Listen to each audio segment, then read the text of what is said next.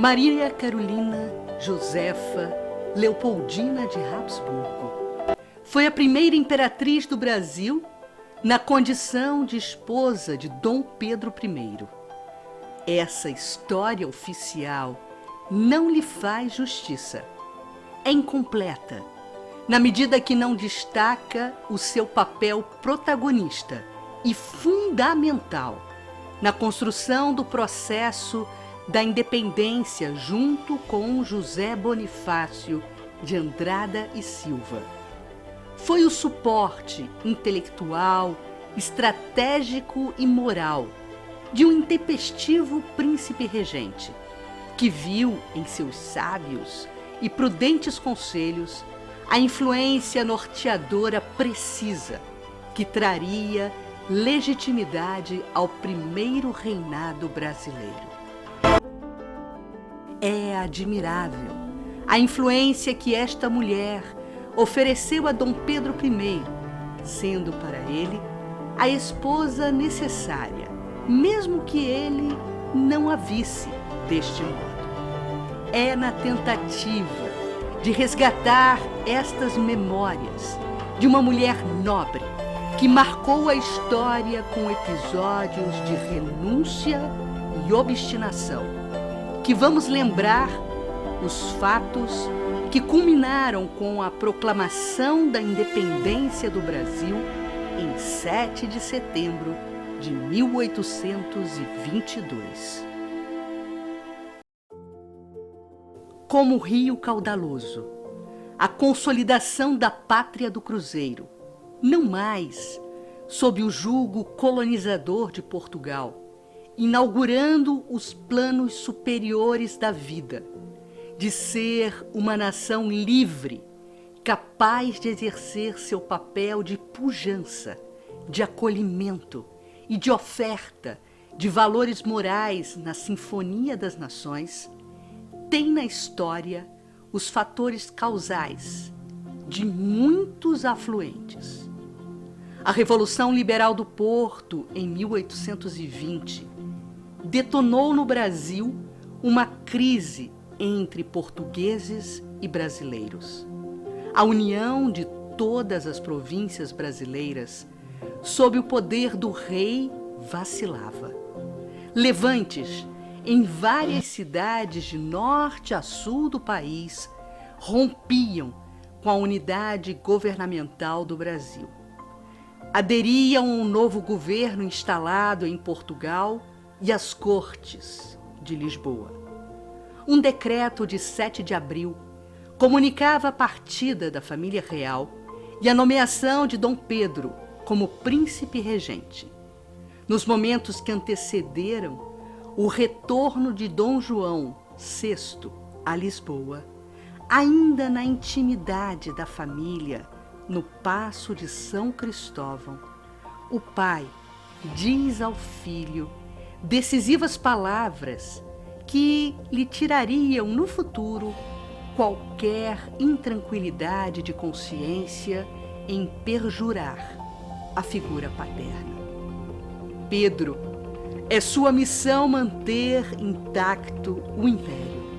Mas, se isso não for possível, reivindique para si mesmo a posse da coroa do Brasil ou alguém mais o fará.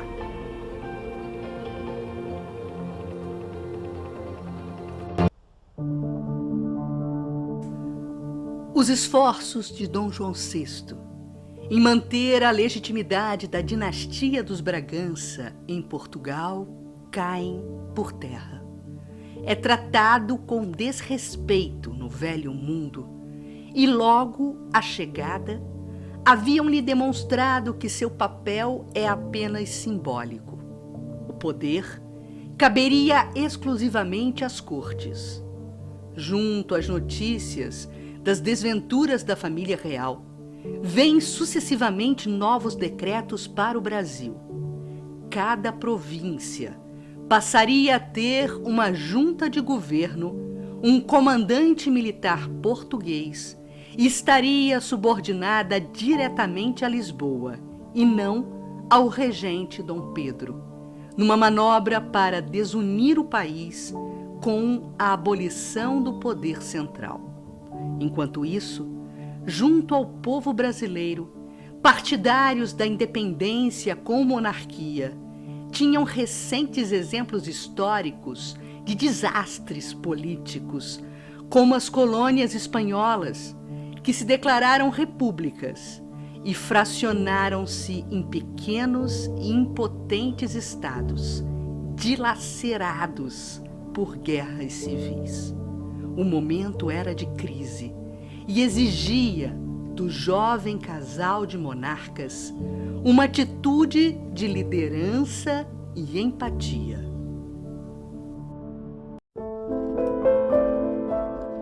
Leopoldina, muito religiosa, manda selar seu cavalo e vai orar em seu refúgio de espiritualidade, que era o Outeiro da Glória. Pede orientação para que não dê um passo em falso. Temia a situação de cheque que se encontravam. Se Pedro desobedecesse às cortes, não poderia mais voltar a Portugal, onde seria considerado traidor. Nesse contexto, teria que abrir mão do seu maior sonho, que era voltar para a Europa, das suas reminiscências de infância, para viver em família ao lado do amado esposo e filhos. Por outro lado, se ambos voltassem agora, perderiam o Brasil, terra que aprendeu a amar, e talvez em Portugal não houvesse coroa portuguesa também.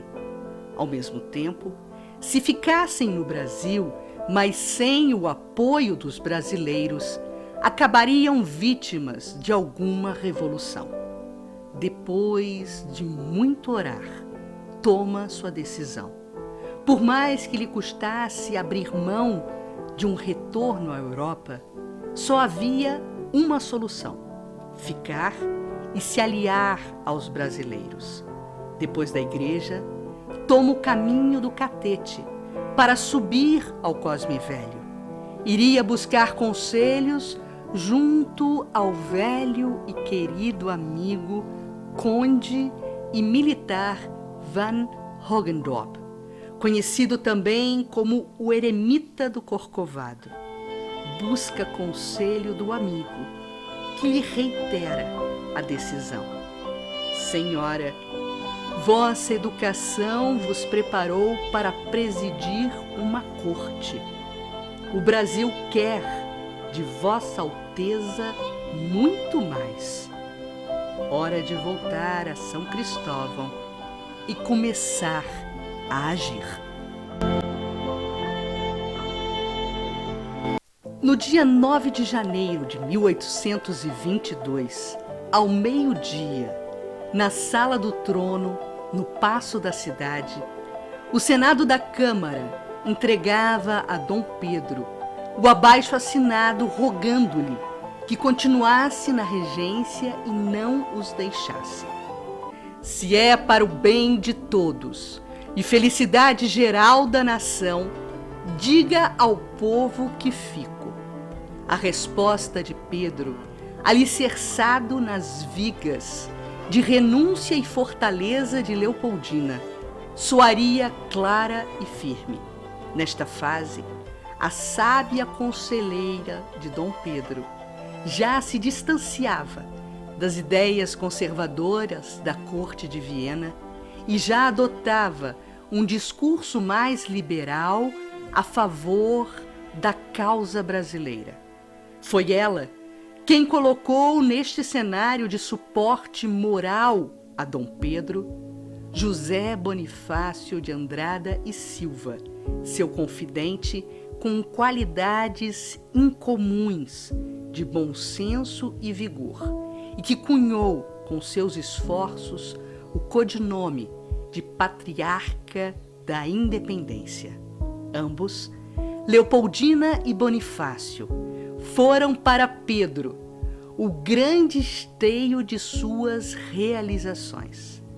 Foi ela a influenciar positivamente o amigo estadista paulista a aceitar a nomeação para o ministério em janeiro de 1821, cargo que José Bonifácio insistia em recusar, por ainda não confiar em Dom Pedro.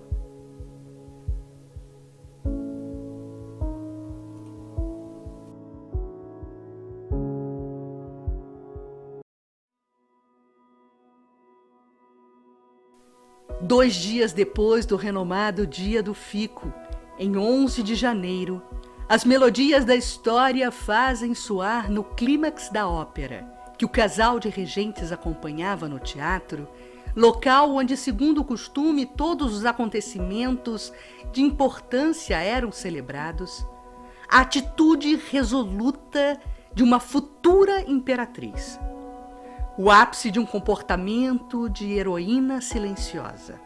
Nas ruas, na chegada ao teatro, hoje Praça Tiradentes, no centro do Rio, a multidão aplaudia os regentes.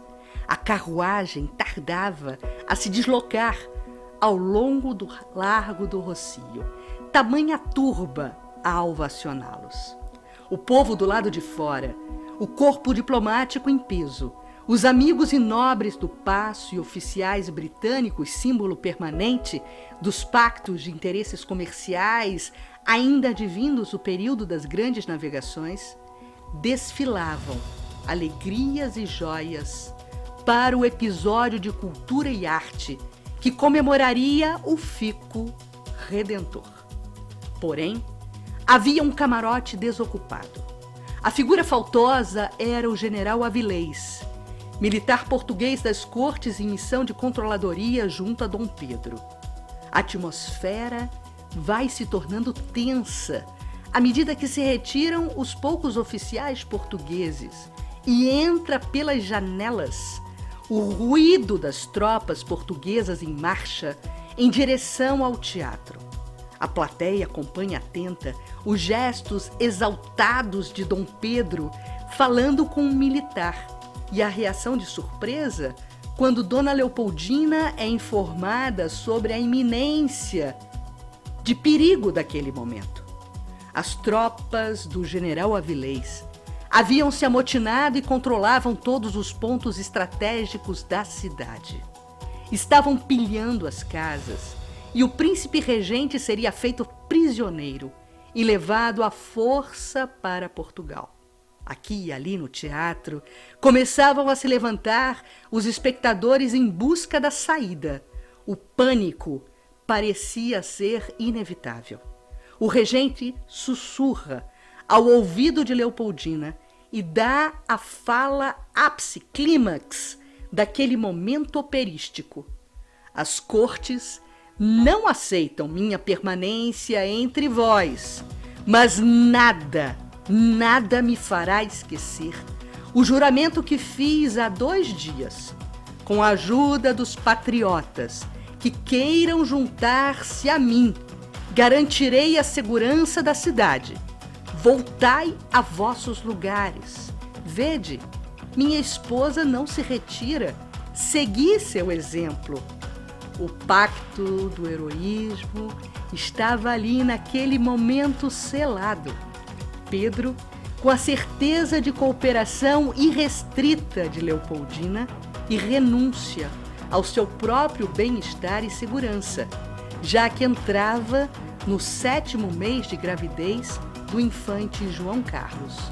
Buscou nas profundezas de seu coração corajoso as palavras que sedimentariam para todos a certeza que a pátria do Cruzeiro, que ora se desenhava em processo de liberdade, tinha a tutela de uma força maior.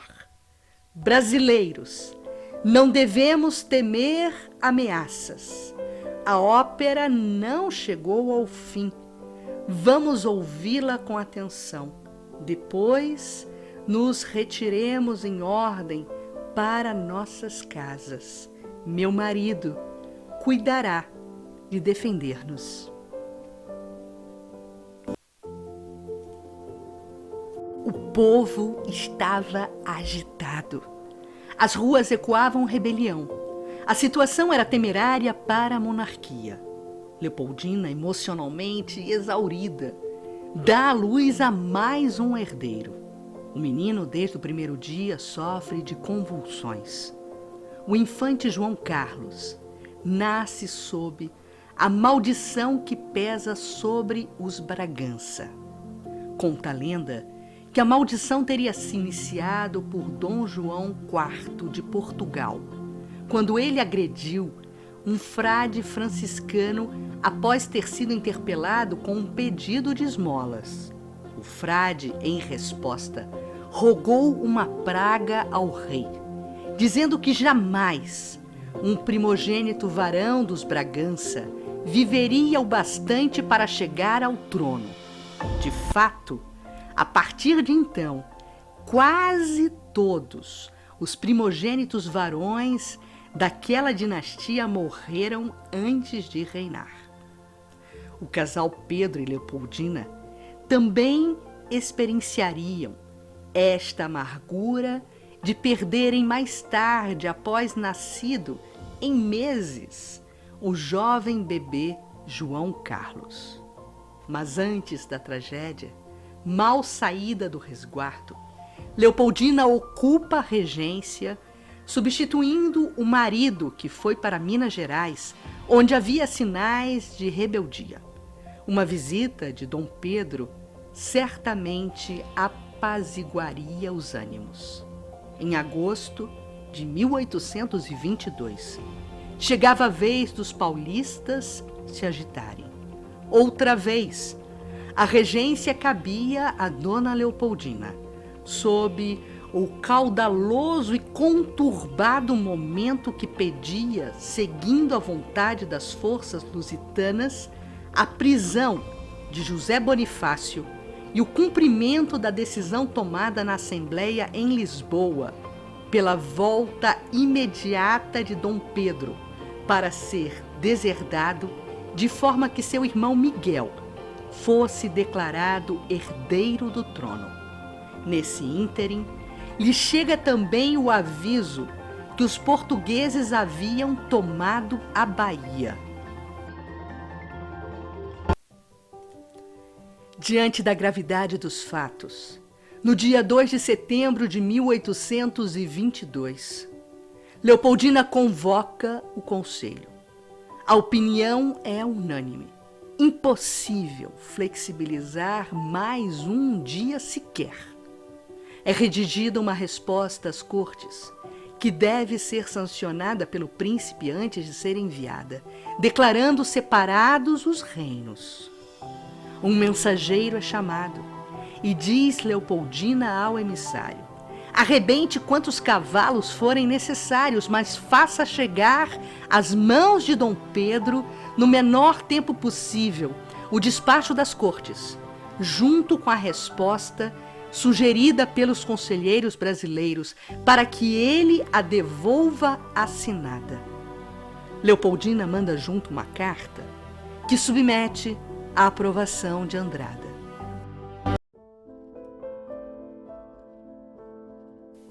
Pedro, o Brasil está como um vulcão. As cortes ordenam vossa partida imediatamente. Ameaçam-vos, humilham-vos. Meu coração de mulher e de esposa prevê desgraças se partirmos agora para Lisboa. O rei e a rainha de Portugal não são mais reis, não governam mais. O Brasil será em vossas mãos, Pedro, um grande país. O Brasil vos quer para o seu monarca.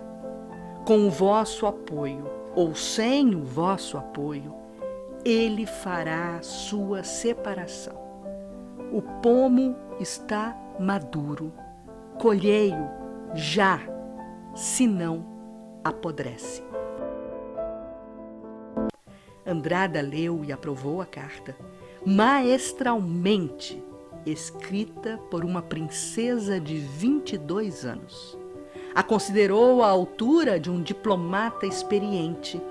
Mais tarde, confidenciaria a um amigo: ah, se fosse ela! E pede permissão para acrescentar outras linhas. Aconselho Vossa Alteza que fique e faça do Brasil um reino feliz e separado de Portugal, que é hoje escravo das cortes despóticas. Senhor, ninguém mais que vossa esposa deseja vossa felicidade, e vos diz em carta que será entregue com esta que Vossa Alteza deve ficar. Se não ficar, correrão rios de sangue nesta grande e nobre terra, tão querida de vosso real pai, que já não governa mais em Portugal.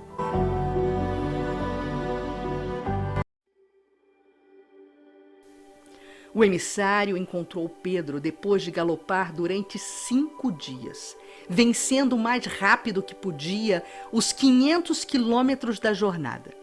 Estava exausto e foi encontrar o príncipe regente às margens do córrego Ipiranga. O emissário transmite a Pedro a comoção suscitada entre a população do Rio de Janeiro pela notícia da chegada de um exército de Lisboa. Informou que entre os transeuntes do Rocio, aos comerciantes da Rua Direita, não se falava em outra coisa além de um iminente confronto com as tropas portuguesas. Após o relato, leu as cartas de Leopoldina e Andrada. Amassou, com um gesto irritado, o decreto das cortes.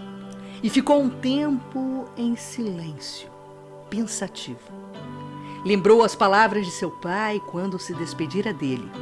Pedro, se o Brasil tiver que se separar, mais vale que você assuma o poder, porque irá me respeitar, do que permitir que caia nas mãos de qualquer um desses aventureiros. Voltou a montar em seu cavalo. Quando os oficiais da guarda de honra se aproximaram, Pedro os informou da situação. Tirou o chapéu com fita azul e branco, cores decretadas pelas cortes como símbolo da nação portuguesa, e o atirou no chão. Viva a independência e a liberdade do Brasil, gritou. Libertem-se dos grilhões, soldados. A partir deste momento, nosso lema será independência ou morte. No dia 15 de setembro, já no Rio de Janeiro, Pedro e Leopoldina chegam triunfalmente ao Teatro do Rocio, usando em trajes de gala as novas cores da nação, verde da Casa de Bragança e o amarelo dos Habsburgs. Aliança dinástica que havia gerado uma nova nação. Parceria de administração mútua, que teve no sentimento nobre de uma mulher nobre o estímulo para a consolidação de um imperador, o primeiro rei do Brasil. Terra exótica que encantou uma jovem e recatada princesa, princesa que se tornou mulher e nos deixou a todos seu grito de independência e morte. Morte, sublimação e renúncia dos tenros e infantis, devaneios de uma vida de princesa ao lado do príncipe encantado num paraíso tropical. Neste 7 de setembro, ainda ecoa o grito do varão, porém assentado na força heróica e silenciosa de uma verdadeira nobre imperatriz que costurou com as fibras de seu coração determinado e generoso a posição da terra do cruzeiro nas fileiras do tempo de forma discreta e heróica. Uma pátria agora liberta, construída e erguida também pela dedicação de outros corações e heróis anônimos que a história oficial não sublinha, porém que se encontram consagrados como tarefeiros da vocação primeira desta nação brasileira em ser o coração do mundo, um coração a ofertar, qual a imperatriz, exemplos morais em favor da humanidade. Que sempre, em 7 de setembro, possa fulgurar no céu o Cruzeiro do Sul iluminado, nos lembrando a cruz, o madeiro que fez vivificar para sempre, em imolação do Mestre, as verdades do reino. Hoje, com a independência da possibilidade do atendimento avantajado das entrelinhas da história, não queremos recontar um viés que muitas obras sobre a Imperatriz Leopoldina focalizam, apresentando-a no seu cotidiano doméstico, nas intrigas da Quinta da Boa Vista e na infidelidade de Dom Pedro I. Muito pelo contrário, queremos não só mostrar o que já ficou reafirmado pela história oficial, a importância da primeira imperatriz do Brasil na construção do processo de independência brasileiro, mas acreditamos que sua missão, ela foi muito mais além. Assumiu com firmeza e determinação muito mais do que se esperava dos encargos de uma arquiduquesa da Casa da Áustria e da princesa da Casa de Bragança. Destacou-se na liderança dos bastidores da vida palaciana, em prol da manutenção da família e dos valores nobres. Deu impulso a ações que contemplavam o desenvolvimento da ciência, da cultura e da caridade. Exemplo de senso do dever, sacrificava suas vontades para preservar a monarquia. Assim, Leopoldina, filha da Santa Aliança, mostrando grandeza de espírito, fez valer suas palavras. O bem público deve sempre preceder o desejo privado. No Planalto, às margens do Ipiranga, Pedro bradou: independência ou morte. Para Leopoldina, figura de suporte e alavanca moral, silenciosamente vivia independência e morte. A morte de uma princesa para o resplandecer de uma imperatriz. Obrigada, Leopoldina, por sua renúncia.